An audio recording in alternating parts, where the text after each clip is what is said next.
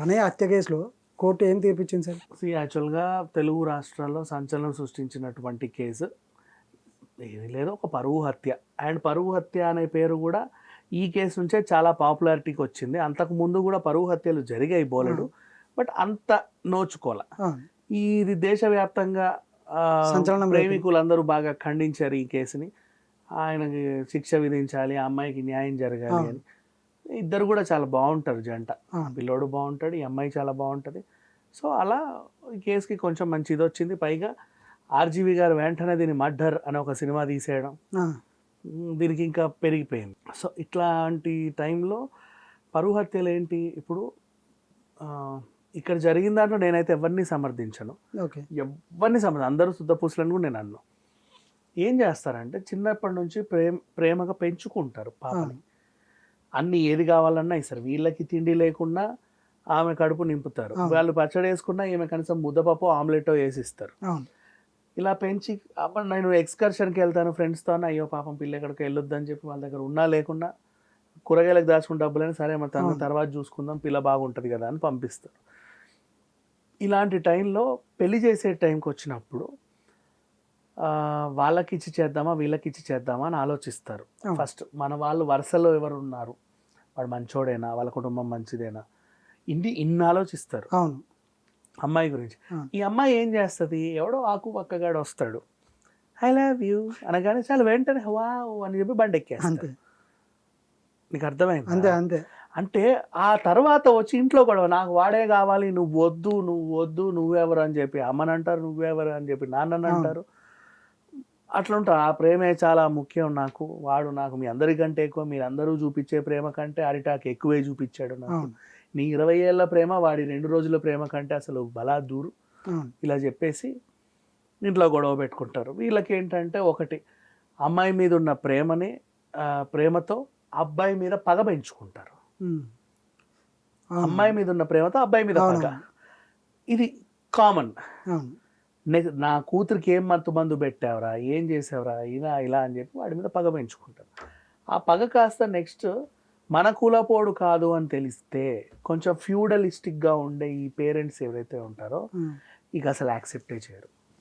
Next ఒరే వీడేదో తక్కువ కులం పోడిని తెచ్చి అల్లుండి చేసుకున్నారంట, ఇతన్ని మన కులం నుంచి బహిష్కరించండి రా అనే గ్రూపులు కూడా ఉంటాయి కొంచెం కొన్ని ఊర్లలో. ఇప్పటికీ 20 వచ్చినాక కూడా అలాగే ఉంది.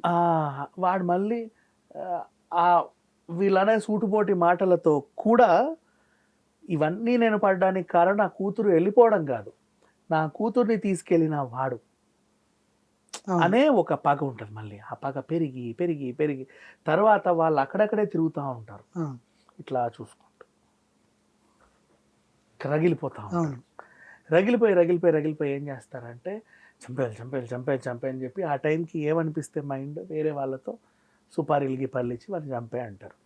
ప్రణయ్ హత్య కేసులో జరిగింది ఏంటి, వీళ్ళు హాస్పిటల్కి వెళ్తున్నారు, అమ్మాయి ప్రెగ్నెంట్ అని, 2018 మేబీ సెప్టెంబర్ అనుకుంటా, వాళ్ళ అమ్మ కూడా ఉంది అక్కడ. వీళ్ళు వెళ్తుంటే తిరిగి వచ్చే దారిలో గుర్తు తెలియని వ్యక్తులు ఒక 7 వచ్చేసి ఇష్టం ఉన్నట్టు నరికి చంపేశారు. ఒకడు నరికాడు, మిగతా వాళ్ళు సహకరించారు. ఇలా అబ్బాయి ప్రాణం పోయింది. ఇప్పుడు ఈ కేసులో ఎవరిది తప్పు ఎవరిది ఒప్పు అని మనం మాట్లాడే హక్కు నాకు లేదు, ఎవరికీ లేదు. బట్ ఏదైతే ఉందో ఇది ఆ కుటుంబానికి సంబంధించిన వ్యక్తిగత అంశం, దాన్ని చర్చించుకునే హక్కు ఎవరికి లేదు. ఫస్ట్ ఇలా జరుగుండొచ్చు అలా జరుగుండొచ్చు అని. కాకపోతే ఒక మనిషి హత్య చేయబడ్డాడు, దాని గురించి మాట్లాడుకుందాం, అది తప్పు, ఇట్స్ ఏ క్రైమ్.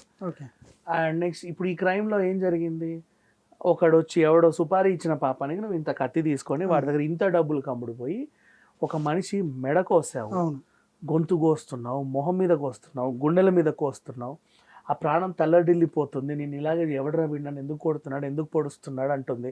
ఇంకోవైపు ప్రాణం పోతుంటే విలవిలలాడుతుంది. నీకు జస్ట్ పొరపాటున కిటికీ దాకిన అబ్బా అంటావు,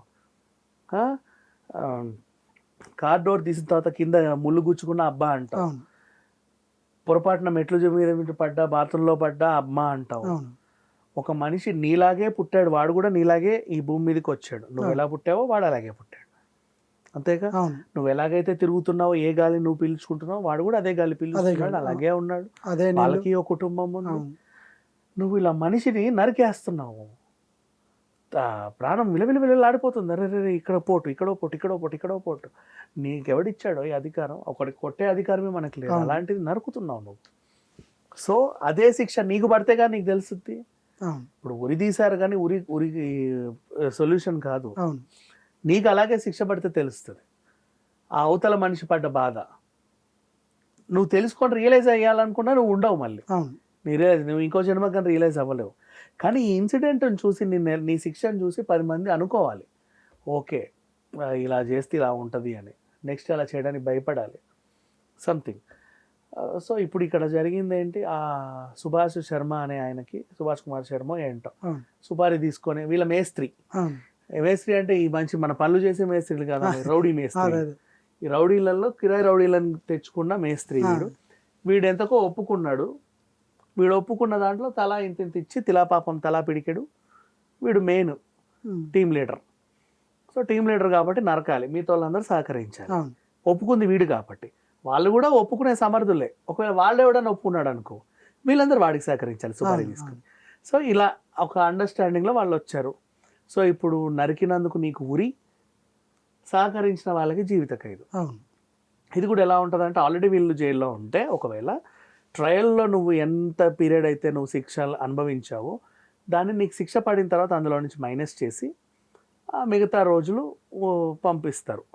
నెక్స్ట్ ఆ గతంలో నీ ప్రస్తుతం ఎలా అయితే ఉంటున్నావో నీలో సత్ప్రవర్తన అనేది ఏమన్నా ఏడిస్తే, నేను బయటికి వెళ్ళి ఇంకెవడు నీ చంపడు, వీడు చాలా మారిపోయాడు, మనిషి విలువ ఏంటో వీడికి తెలిసి వచ్చింది అని చెప్పేసి అనిపిస్తే ఓకే ఏం చేస్తారు, బయటికి తీసుకెళ్ళిన తర్వాత నిన్ను ఏ 15th 26th వదిలేస్తారు.